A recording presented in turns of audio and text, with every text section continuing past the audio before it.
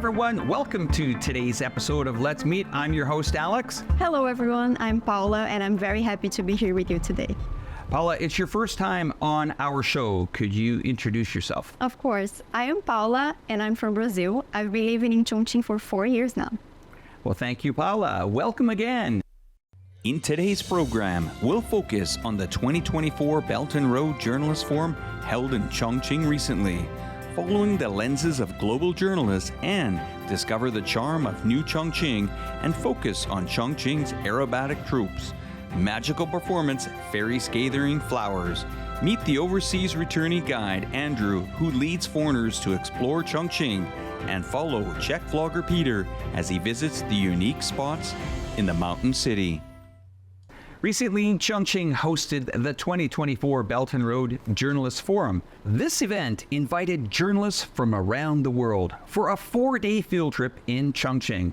Paula, if you were to recommend places in Chongqing for journalists to visit, what would you suggest? Well, Alex, I do know that Chongqing has many interesting touristic spots, but in my opinion, I would recommend journalists to come here and just experience the city. So where did the journalists actually go during these 4 days, and what changes in Chongqing did they witness? Let's find out.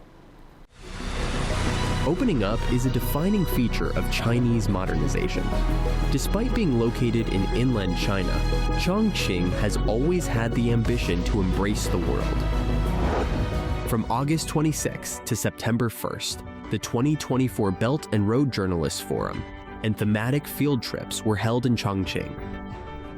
Nearly 100 people from 50 countries and regions gathered in Chongqing, including heads of journalist organizations and friends from the press.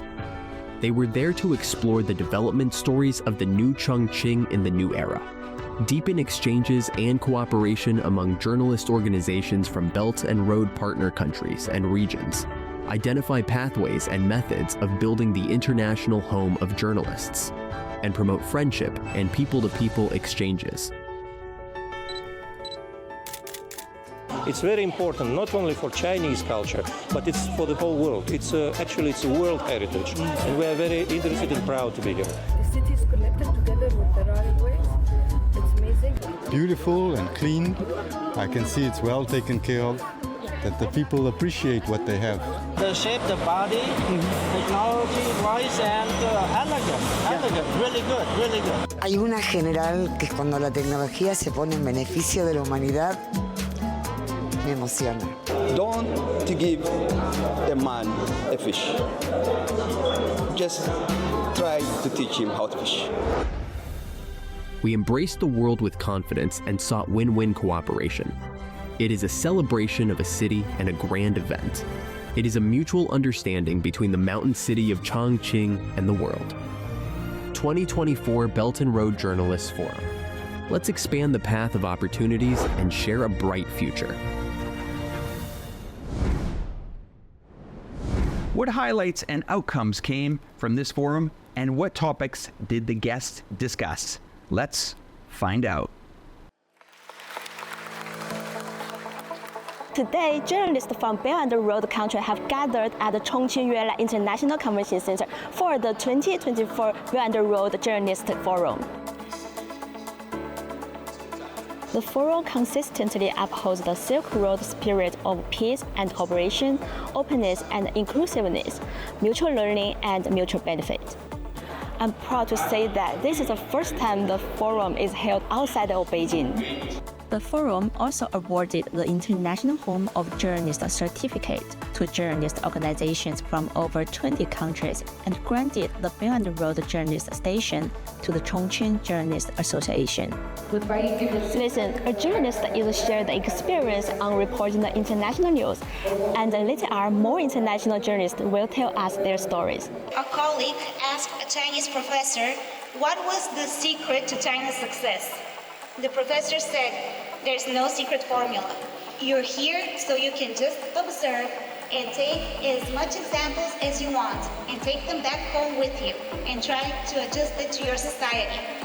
But it is already obvious that China is determined not only to achieve its goals, but also to create a common peaceful future where everyone can get their share of prosperity. We went to the Wulong district local government, and we had the opportunity to discuss with the party secretary in that region, and it was a very, very big honor by Wen Buruikan. Hearing about something 100 times is not the same as seeing it once. Thank you. In the afternoon's roundtable discussion, journalists shared their insights and experiences from their field visit in Chongqing, discussed achievements of this forum, and offered their opinions and suggestions on how to advance future cooperation and better fulfill media responsibilities. Paula, there are many cultural and artistic activities in Chongqing. Have you joined any? Yes, of course. I love the theater, art exhibitions. Well, Chongqing is full of opportunities. Well, thank you for sharing that with us. Chongqing has an acrobatic troupe that has created an original magic performance, Fairy Scattering Flowers, which recently won the highest award in Chinese acrobatics. Wow, that must be an amazing performance. I really want to see it.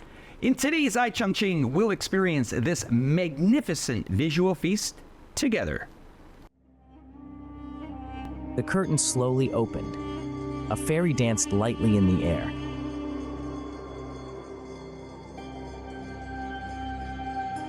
The petals in her hands are blown in the wind, forming a flowing picture. This is not only a tribute to classical Chinese aesthetics, but also the exploration of traditional cultural inheritance and innovation. The lights. About half a month of continuous attempts. How to make this light curtain wall can form this colorful cloud. How to make this smoke could be a layer of smoke on the ground, a layer of smoke in the middle. There is a layer of smoke in the sky. This is what our video looks like. It didn't do any special effects. This is the original magic work, Fairy Scattering Flowers, brought by the Chongqing Acrobatic Art Troupe, a perfect fusion of vision and art. From the age of 5.5, Zhao Lulong, the lead actress, is studying in an acrobatic class in Chongqing. I was practicing acrobatics for over 20 years, practice every day. The teacher's daily guidance includes, in addition to techniques and at the show, just because of technology and performance, it's going to be fused together. Every turn and every movement she makes is not just a display of skill, but a transmission of emotion. Behind the success, there is the team's unremitting exploration and efforts, smoke effects, stage design. Every detail needs to be carefully polished. As the petals of Fairy Scattering Flowers drifted through the audience, not only does it deliver happiness, it is also the love and respect for traditional culture. Let's look forward to this visual feast blooming again, bringing us infinite surprises and touches. Paula, I have more questions for you. When you first came to Chongqing, did you hire a guide to show you around the city? Well, actually, Alex, I haven't. I decided to explore the city by myself. Well, that's very courageous. Chongqing's unique mountain city culture is gaining popularity overseas. More and more foreign friends are coming here. In today's Faces of Chongqing, we'll meet an overseas returnee guide who defines himself as a Chinese cultural sharer. Let's see how he leads foreigners to explore Chongqing and showcase a diverse and multi-dimensional image of China to the world. With the 144-hour visa-free transit policy, China travel has become a global social media sensation. Chongqing, with its mountainous terrain, hot pots, and other special city cards, has jumped into the top 10 inbound cities for overseas travelers on China tours. Today, we'd like to meet a young tour guide and get closer to his story of Chongqing inbound tourism. This is Andrew, born in 1997, from Shenyang, Liaoning province. He's been a bit busy lately. And this pass from Chongqing to Hubei province. This is from Zhanguo to Han to Tang to Song to... Here we have Three Girls Museum. Today I brought my guests to see the museum. They are born in China, but they are brought up in USA. So they want to know their connection with Chinese culture, especially with Chongqing culture. Unlike traditional tour guides, Andrew not only leads tourists to visit scenic spots, but also gives them a deeper understanding of contemporary China's economic development and social changes through well-designed travel routes. Chongqing is might be a little difficult for foreigners, so it's a little bit easier when you have a local like Andrew. A lot of customers, they are come to me and saying that, can you able to be my tour guide in Chongqing? Comparing with traditional tour guide in China, I want to show what's happening in China right now and what's the most popular thing in China right now.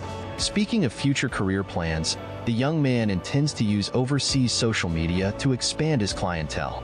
There are a lot of people talking about Chongqing. I want my platform as a bridge that all other countries' people, they will interested in Chinese culture.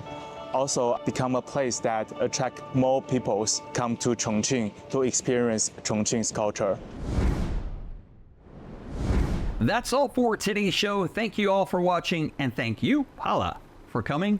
I'm your host, Alex. Thank you, everyone. I'm Paula, and I'm looking forward to seeing you again next time. Let's meet, showcasing new Chongqing to the world. See you next time. Goodbye. Bye-bye.